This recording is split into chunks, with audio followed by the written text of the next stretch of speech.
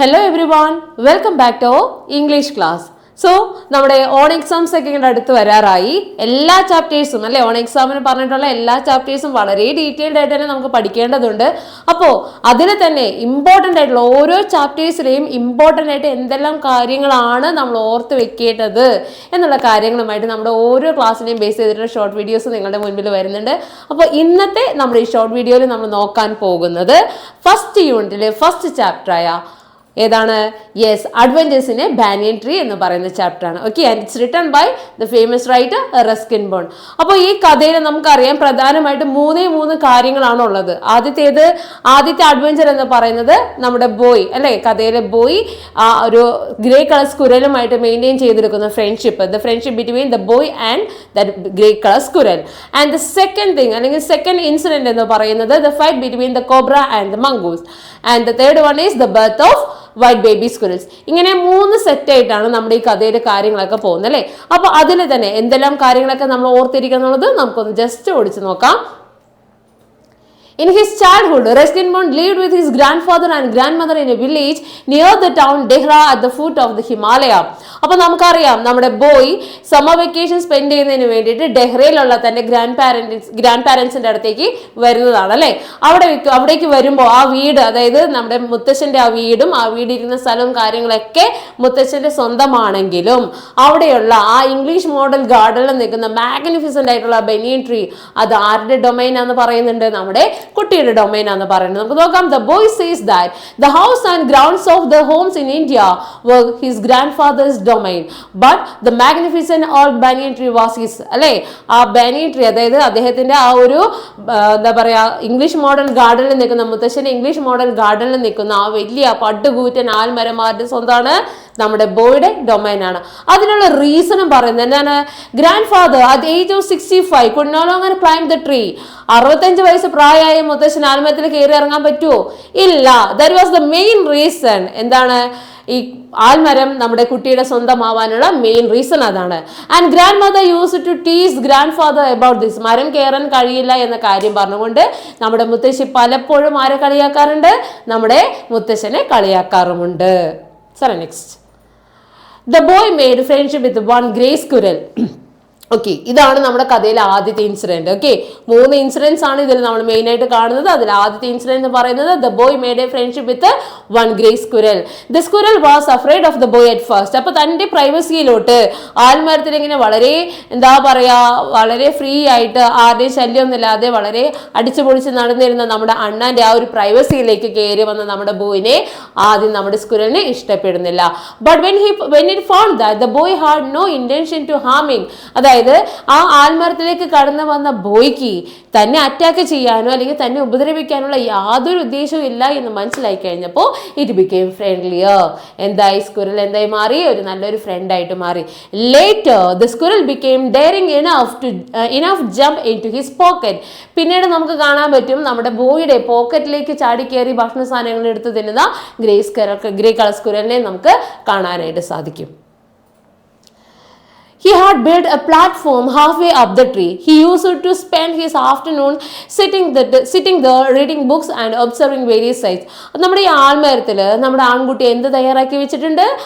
Platform. അതും എവിടെയായിട്ടാണ്? Half way അപ്പിൽ അല്ലേ, അതായത് ആൽമരത്തിന്റെ ഒരു പകുതിക്ക് മുകളിലായിട്ട് he built a platform halfway up the tree and he used to spend his leisure time in that tree. അതായത് അവന്റെ ഒഴിവ് സമയങ്ങളൊക്കെ കൂടുതലും അവൻ സ്പെൻഡ് ചെയ്തിരുന്നത് എവിടെയാണ്? ആ ആൽമരത്തിലാണ്. And he used to read some books. അതെ, അവൻ ആ ആൽമരത്തിൽ ഇരുന്നുകൊണ്ട് അല്ലെങ്കിൽ ആ പ്ലാറ്റ്ഫോമിൽ ഇരുന്നുകൊണ്ട് ബുക്കുകളൊക്കെ വായിക്കാറുണ്ട്. അതേപോലെ തന്നെ whenever he was not in a mood of reading, അതായത് വായന ഇഷ്ടപ്പെടാത്ത സമയങ്ങളിൽ നമ്മുടെ ബോയ് എന്ത് ചെയ്യുന്നു? he observed the various sights അല്ലെ, അവിടെ ഇരുന്നു കൊണ്ട് താഴെ നടക്കുന്ന പല പ്രകൃതി രമണീയമായ പല കാഴ്ചകളും എൻജോയ് ചെയ്തിരിക്കുന്നു. അങ്ങനെ ഇരിക്കുന്ന സമയത്താണ് one April afternoon, when we are moving to the second incident, one April afternoon, what happened? The boy witnessed a dreadful fight between a cobra and mongoose. അതായത് നമ്മുടെ ആൺകുട്ടി ആ ആൽമരത്തിൽ നിന്ന് വളരെ ഡ്രെഡ്ഫുൾ ആയിട്ടുള്ള വളരെ ഭീകരമായിട്ടുള്ള ഒരു ഫൈറ്റിന് സാക്ഷ്യം വഹിക്കുന്നു. And that fight was between the cobra and mongoose. മംഗൂസും കോബ്രയും തമ്മിലുള്ള ഫൈറ്റ് ആണ് അവിടെ നടക്കുന്നത്. ഇനി നമുക്ക് നോക്കാം എങ്ങനെയാണ് അത് സ്റ്റാർട്ട് ചെയ്തത്, എങ്ങനെയാണ് അതിന്റെ എൻഡിങ് എന്നുള്ള കാര്യങ്ങൾ നമ്മൾ നോക്കാം. He was sitting on the platform as usual. നമ്മുടെ ബോയ് സാധാരണ പോലെ തന്നെ പ്ലാറ്റ്ഫോമിൽ ഇരിക്കുകയായിരുന്നു. Suddenly a huge black cobra came out from the cactus clump. പെട്ടെന്നാണ് അവിടെ ഉള്ള ഒരു കാക്ടസിന്റെ കള്ളിമുൾച്ചെടിയുടെ കൂട്ടത്തിൽ നിന്ന് ഒരു കോബ്ര കുറച്ച് തണവ് അന്വേഷിച്ച് ഗാർഡനിലേക്ക് കയറി വന്നത്. And a mongoose also emerge from the bushes. They came face to face in a clear beneath the banyan tree. അതായത് എന്താ സംഭവിച്ചത്, നമ്മുടെ കോബ്ര ഗാർഡനിലേക്ക് പ്രവേശിച്ചത് അതേ ടൈമിൽ തന്നെ ഓപ്പോസിറ്റ് ഡയറക്ഷനിൽ നിന്നും അവിടെയുള്ള ബുഷിന്റെ ഇടയിൽ നിന്നും ആര് ചാടി വീഴാണ്, ഒരു മംഗൂസ് ചാടി വീഴുന്നു. അങ്ങനെ ഇവര് രണ്ടുപേരും കറക്റ്റ് നമ്മുടെ ബോയ് ഇതെല്ലാം കണ്ടുകൊണ്ട് എവിടെ ഇരിക്കുന്നുണ്ട്, ആ പ്ലാറ്റ്ഫോമിൽ ഇരിക്കുന്നുണ്ട് അല്ലെ. അവിടെ ആ കുട്ടി ഇരിക്കുന്ന ആ ആൽമരത്തിന്റെ ക്ലിയർ ബിനീത് നേരെ താഴെയായിട്ട് നമ്മുടെ കോബ്ര പാമ്പ്, ഓക്കെ, ആ കോബ്രയും അതേപോലെ തന്നെ മംഗൂസും ഫേസ് ടു ഫേസ് അറ്റാക്ക് ചെയ്യാൻ കണക്കാക്കി വരുന്നു. ഇവരുടെ ഈ ഒരു അറ്റാക്ക് അല്ലെങ്കിൽ ഇവർ ദാറ്റ് ഫൈറ്റ് കാണുന്നതിന് വേണ്ടിയിട്ട് രണ്ട് സ്പെക്ടേറ്റേഴ്സും അവിടെ പറന്നു വരുന്നുണ്ട്. ആരൊക്കെയാണ് ആ രണ്ട് spectators? Yes, the crow and the myna. The two spectators, the myna and the crow also arrived there. Okay. With a hissing defiance, the cobra raised 3 of his 6 feet off the ground and spread his broad hood. The mongoose bushed his tail and the long hair on his spine stood up. എന്താണ്, അതായത് നമ്മുടെ കോബ്രയും മംഗൂസും ഫൈറ്റിന് മുന്നോടിയായിട്ടുള്ള അവരുടെ ആ ഒരു തയ്യാറെടുപ്പാണ്. Cobra ആണെങ്കിൽ ഗ്രൗണ്ടിൽ നിന്നൊരു 6 ഫീറ്റോളം അതിന്റെ ആ ഒരു വലിയ ആ ഒരു എന്താ പറയാ പത്തിയൊക്കെ വിടർത്തി നമ്മുടെ മംഗൂസിനെ അറ്റാക്ക് ചെയ്യാൻ വേണ്ടിയിട്ട് നിൽക്കുന്നു. മംഗൂസ് ആണെങ്കിൽ അതിന്റെ ടെയിലൊക്കെ ഒന്ന് കൊടഞ്ഞ് അതിന്റെ ശരീരത്തിലെ രോമങ്ങളൊക്കെ എഴുതിപ്പിച്ച് നിർത്താണ്. അപ്പൊ നമുക്കറിയാം ഈ രണ്ട് എന്താ പറയാ ഫൈറ്റേഴ്സിനും, അതായത് നമ്മുടെ കോബ്രയ്ക്കാണെങ്കിലും മംഗൂസിനാണെങ്കിലും they have their own specialities അല്ലെ. ഇൻ ദ കേസ് ഓഫ് കോബ്രയുടെ കാര്യം എടുക്കുകയാണെങ്കിൽ it can strike with speed of light. ഒരു എന്താ പറയാ പ്രകാശത്തിന്റെ വേഗതയിൽ അതിന് ഫൈറ്റ് ചെയ്യാൻ സാധിക്കുന്നു.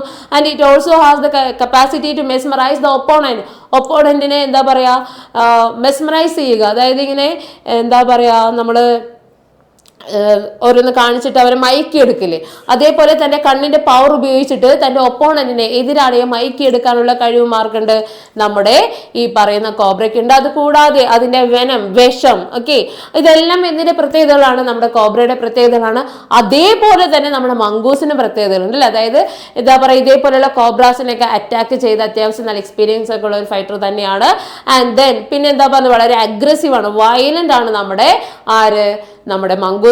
അതേപോലെ തന്നെ അതിന്റെ ശരീരത്തിലുള്ള രോമങ്ങൾ പലപ്പോഴും പാമ്പുകളുമായിട്ടുള്ള ഫൈറ്റിൽ നിന്നും നമ്മുടെ മംഗൂസിനെ രക്ഷപ്പെടുത്തുന്നത്, അല്ലെങ്കിൽ അത് പാമ്പിന്റെ മാരകമായ കടിയിൽ നിന്നൊക്കെ മംഗൂസിനെ രക്ഷപ്പെടുത്തുന്നത് അതിന്റെ ഹെയർ ആണ്, അതിന്റെ ശരീരത്തിലുള്ള അതിന്റെ ഹെയർ ആണ്. അപ്പൊ അങ്ങനെയുള്ള ഓരോ പ്രത്യേകതകൾ ആർക്കും ഉണ്ട്, നമ്മുടെ മംഗൂസിന്. അപ്പോൾ രണ്ട് ഫൈറ്റേഴ്സിനും അവരുടേതായ പ്രത്യേകത ഉള്ളത് കൊണ്ട് we can say that it is A battle of champions അല്ലെ.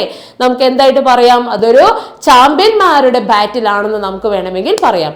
The myna and the crow also participated in the battle, and the crow collided heavily with the cobra and lost its life. അതായത് ഈ രണ്ടുപേരും നമ്മുടെ കാഴ്ചക്കാരായിട്ട് വന്നു നിൽക്കുന്ന മൈന and cobra രണ്ടുപേരും വെറും ഒരു കാഴ്ചക്കാർ മാത്രമായിട്ടാണ് ഇരുന്നിരുന്നതെങ്കിൽ ഒന്നും സംഭവിക്കില്ലായിരുന്നു. പക്ഷേ അവിടെ നമ്മുടെ കോബ്രയും മംഗൂസും തമ്മിൽ ഫൈറ്റ് കൂടുന്ന സമയത്ത് ഇതിനിടയിൽ നമ്മുടെ കോബ്ര എപ്പോഴൊക്കെയാണോ അത് വീണു പോകുന്നത്, നമ്മുടെ മംഗൂസിന്റെ കടിയേറ്റ് കോബ്ര എപ്പോഴൊക്കെ വീഴുന്നുവോ ആ സമയത്തൊക്കെ നമ്മുടെ മൈനയും അതേപോലെ തന്നെ ക്രോയും എന്ത് ചെയ്യുന്നു, പറന്ന് ചെല്ലുന്നു അല്ലെ. അവിടെ മിഡെയറിൽ ചെന്ന് കൂട്ടിമുട്ടി ഒച്ചയുണ്ടാക്കി തിരിച്ചു വരല് അത് പതിവാക്കി. പക്ഷേ ഒരു ടൈം എത്തിക്കഴിഞ്ഞപ്പോൾ എന്താ സംഭവിക്കുന്നത്, നമ്മുടെ കോബ്ര നമ്മുടെ ഈ ജംഗിൾ ക്രോയെ കടിച്ചു വീഴ്ത്തുന്നത് നമുക്ക് കാണാൻ പറ്റും. അതായത് ആ ഫൈറ്റിനിടയിൽ കാക്കയ്ക്ക് അതിന്റെ ജീവൻ നഷ്ടപ്പെടുന്നത് നമുക്ക് കഥയിൽ കാണാനായിട്ട് സാധിക്കും. The mongoose attacked the cobra severely, bit on its back several times and finally the cobra died. അതായത് എന്താണ്, പുറകെ കൂടെ ചെന്നുള്ള നമ്മുടെ മംഗൂസിന്റെ ആ ഒരു അറ്റാക്ക് അത് കുറേ ആയി കഴിഞ്ഞപ്പോൾ നമ്മുടെ കോബ്രയ്ക്ക് എന്താണ്, കോബ്ര പതിയെ വീക്ക് ആവാൻ തുടങ്ങി. കണ്ടിന്യൂസ് ആയിട്ടുള്ള വളരെ ഹാർഡായിട്ടുള്ള നമ്മുടെ മംഗൂസിന്റെ അറ്റാക്കിന് അവസാനം നമ്മുടെ കോബ്ര എന്ത് പറ്റാണ്, കോബ്രയ്ക്ക് അതിന്റെ ജീവൻ നഷ്ടപ്പെടുന്നത് നമുക്ക് കാണാൻ സാധിക്കും. And the myna congratulated the mongoose with a shrill cry and flew away. അതായത് നമ്മുടെ കോബ്രയെ കൊന്നു അല്ലെങ്കിൽ കോബ്ര മരിച്ചു എന്ന് ഉറപ്പായി കഴിഞ്ഞപ്പോൾ അത്ര നേരം കാഴ്ചക്കാരനായിട്ട് മാത്രമായിട്ട് നിന്നിരുന്ന നമ്മുടെ മൈന പതിയെ അവിടെ നിന്ന് ഇറങ്ങി നമ്മുടെ മംഗൂസിന് ഒരു കൺഗ്രാജുലേഷൻസ് അറിയിച്ചുകൊണ്ട് ഒരു കരച്ചിലൊക്കെ ഉണ്ടാക്കി അവിടെ നിന്ന് പറന്നു പോകുന്നു. ഈ കാഴ്ചകളെല്ലാം കണ്ടുകൊണ്ട് ആൽമരത്തിലിരുന്ന് നമ്മുടെ ബോയ് പാമ്പിന്റെ വേറെ പ്രശ്നങ്ങളൊന്നും ഇല്ല എന്ന് മനസ്സിലാക്കി വളരെ ശ്രദ്ധാപൂർവ്വം ആൽമരത്തിൽ നിന്ന് ഇറങ്ങി നേരെ വീടിനകത്ത് ചെന്ന് മുത്തശ്ശനോട് ഈ ഫൈറ്റ് സീൻ വിവരിക്കുകയാണ്. ഓക്കെ, സോ നമ്മുടെ മുത്തശ്ശൻ ഇത് കേൾക്കുമ്പോൾ എന്താ സംഭവിച്ചത് നോക്കാം. Grandfather was happy to know that the mongoose won the fight. They had encouraged the mongoose to live in the garden as he was useful to keep snakes away from the house and gardens. അതായത് മുത്തശ്ശനാണെങ്കിൽ നമ്മുടെ mongoose ആണ് ജയിച്ചത് എന്ന് പറഞ്ഞപ്പോൾ he became very so happy. Why? Because എന്തുകൊണ്ടാണ് മുത്തശ്ശൻ already മംഗൂസിന്റെ ആ ഒരു വരവ് അവിടെ ഉണ്ടെന്നുള്ളത് അറിയാമായിരുന്നു. മുത്തശ്ശന് മാത്രമല്ല മുത്തശ്ശിക്കും ആ മംഗൂസ് ആ ഗാർഡനിൽ വരുന്നതിൽ യാതൊരു പ്രശ്നമില്ല. അതിനൊരു ജെനുവിൻ റീസണും കൂടിയുണ്ട്. എന്താണ്? That mongoose okay it was very useful to keep snakes away from the house and garden. തന്റെ വീട്ടിൽ നിന്നും തന്റെ ഗാർഡൻ നിന്നും പാമ്പിനെ എപ്പോഴും മാറ്റി നിർത്തുന്നു എന്നുള്ളൊരു കാരണത്താല് മംഗൂസിനെ പലപ്പോഴും അവിടെ വരുന്നതിൽ അല്ലെങ്കിൽ ഗാർഡനിൽ വരുന്നതിലോ അല്ലെങ്കിൽ അവിടെയുള്ള പക്ഷികളുടെ അല്ലെങ്കിൽ കോഴികളുടെ ഒക്കെ മുട്ട എടുത്തുകൊണ്ട് പോകുന്നതിലൊന്നും അതിനാരും ഒന്നും ചെയ്യാറില്ല. എന്താണ് റീസൺ എന്ന് പറഞ്ഞത്? ആ വീട്ടിൽ നിന്നും ആ ഗാർഡനിൽ നിന്നും പാമ്പിനെ ഈ മംഗൂസ് ആണ് എപ്പോഴും എന്ത് ചെയ്ത് നിർത്തുന്നത്?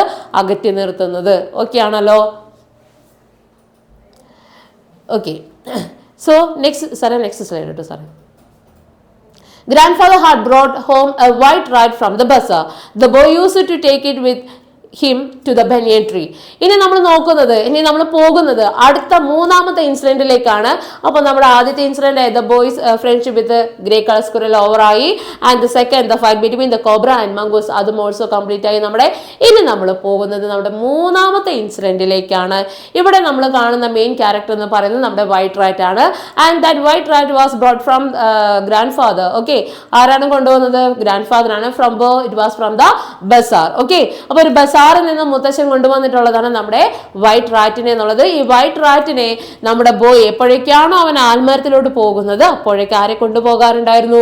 നമ്മുടെ ഈ വൈറ്റ് റാറ്റിനെ കൊണ്ടുപോകാറുണ്ട്. One day grandmother's knitting was missing. The search for it everywhere without success. അതായത് അങ്ങനെ ഇരിക്കെ ഒരു ദിവസം നമ്മുടെ മുത്തശ്ശിയുടെ തുന്നുന്ന തുണി കാണുന്നില്ല. അപ്പൊ അതിന്റെ അന്വേഷണത്തിന് വേണ്ടിയിട്ട് നമ്മുടെ മുത്തശ്ശനും മുത്തശ്ശിയും നമ്മുടെ ബോയ് എല്ലായിടവും സെർച്ച് ചെയ്യുന്നുണ്ട്. പക്ഷെ ആ ദിവസം അവർക്ക് അത് കണ്ടെത്താനായിട്ട് സാധിക്കുന്നില്ല. The very next day, the boy had found something glinted in the hole in the banyan tree. When he looked into the hole, he found 3 white baby squirrels amongst the wool in that hole. എന്താണ് അങ്ങനെ ഇരിക്കെ പിറ്റേ ദിവസം നമ്മുടെ boy നോക്കുമ്പോൾ ആൽമരത്തിലെ ഹോളിൽ എന്തോ ഒരു സംഭവം കാണുന്നു, തിളങ്ങുന്നു. അത് എന്താണെന്ന് അറിയാൻ നോക്കി ചെന്ന് കഴിഞ്ഞപ്പോൾ എന്താണ് തിളങ്ങുന്ന സംഭവം? എന്തായിരുന്നു? നമ്മുടെ മുത്തശ്ശി തുന്നാനെടുക്കുന്ന സൂചിയുടെ തുമ്പായിരുന്നു. പിന്നീട് അങ്ങോട്ടുള്ള ആ ഹോളിലൊന്നും കൂടി പരിശോധന ഒന്നും കൂടി അങ്ങ് ഡീപ്പായി കഴിഞ്ഞപ്പോൾ മനസ്സിലായി അതിനുള്ള വൂളൊക്കെ മാറ്റി കഴിഞ്ഞ് നോക്കിയപ്പോൾ ആ ഹോളിൽ എന്തിനെ കാണാണ്? 3 വൈറ്റ് ബേബി സ്ക്വിറൽസിനെ കാണാണ്. ഓക്കെ, അപ്പൊ ഇതിനെ കണ്ട ഉടനെ നമ്മുടെ ബോയ് ആരെ വിളിക്കാണ്? മുത്തശ്ശനെ വിളിക്കാണ്. And that grandfather and the boy both of them was surprised and puzzled by seeing that 3 white baby squirrels. അതായത് അവരുടെ ലൈഫിൽ ആദ്യമായിട്ടാണ് അങ്ങനെ ഒരു ക്രിയേച്ചറിനെ അവർ കാണുന്നത് തന്നെ. അപ്പോൾ പ്രകൃതിയുടെ ആ ഒരു എന്താ പറയുക അത്രയും ഡിഫറെന്റ് ആയിട്ടുള്ള ഒരു ക്രിയേച്ചറിനെ കണ്ടു കഴിഞ്ഞപ്പോൾ നമ്മുടെ മുത്തശ്ശനാണെങ്കിലും നമ്മുടെ ബോയ് ആണെങ്കിലും അവരെന്താ വളരെ സർപ്രൈസ്ഡ് ആയി. അങ്ങനെ മുത്തശ്ശനോട് ബോയ് പറയുന്നതാണ് എന്താണ്, ഞാനിവിടെ ഈ ആൽമരത്തിൽ കൊണ്ടുവരാറുണ്ടായിരുന്നു. ആരെ? നമ്മുടെ വൈറ്റ് റാറ്റിനെ. നോക്കാം. But when the boy mentioned that he used to take the white rat to the tree, grandfather said that the white rat must be the father of that white baby squirrels. അതായത് താൻ ഈ ആൽമരത്തിലേക്ക് നമ്മുടെ white റാറ്റിനെ കൊണ്ടുവരാറുണ്ട് എന്ന് പറഞ്ഞു കഴിഞ്ഞപ്പോൾ മുത്തശ്ശൻ പറഞ്ഞു, ഓഹോ അങ്ങനെയാണെങ്കിൽ അതായത് നമ്മുടെ വൈറ്റ് റാറ്റ് ആണ് പറയുന്ന ഗ്രേ കളർ സ്ക്വിറലുമായിട്ടൊക്കെ ചങ്ങാത്തം കൂടി ഇവിടെ നടന്നിട്ടുള്ളതെങ്കിൽ ഉറപ്പിച്ചോ ആ വൈറ്റ് ബേബി സ്ക്വിറൽസിന്റെ ഫാദർ ആരായിരിക്കും? നമ്മുടെ വൈറ്റ് റാറ്റ് തന്നെ ആയിരിക്കും.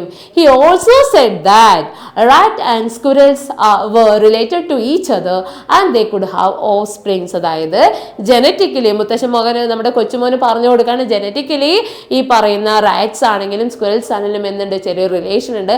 അങ്ങനെ ഒരു റിലേഷൻ നിലനിൽക്കേ അവർക്കിടയിൽ ഓഫ് സ്പ്രിങ് ഉണ്ടാവുക എന്ന് പറഞ്ഞാൽ അത് പോസിബിൾ ആയിട്ടുള്ള കാര്യമാണ്.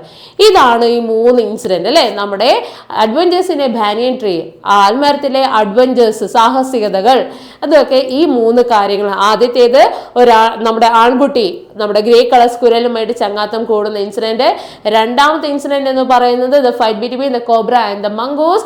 And the third one is the birth of white baby squirrels. Okay, ഈ 3 ഇൻസിഡന്റ് കറക്റ്റ് ആയിട്ട് നല്ലതുപോലെ ഓർത്തിരിക്കുക. അതിൽ രണ്ടാമത്തെ ഇൻസിഡന്റിനെ ബേസ് ചെയ്തിട്ടായിരിക്കും നമ്മുടെ നരേഷൻസ് വരാം. ഇതിൽ പറഞ്ഞിട്ടുള്ള കാര്യങ്ങളൊക്കെ പോയിന്റ് ബൈ പോയിന്റ് ആയിട്ട് ഓർത്ത് വെച്ചിട്ട് തന്നെ നരേഷനും പ്രിപ്പയർ ആവാം. ഓക്കെ, അപ്പോൾ അടിച്ചു പൊളിച്ച് നമ്മുടെ എക്സാംസ് എഴുതാം.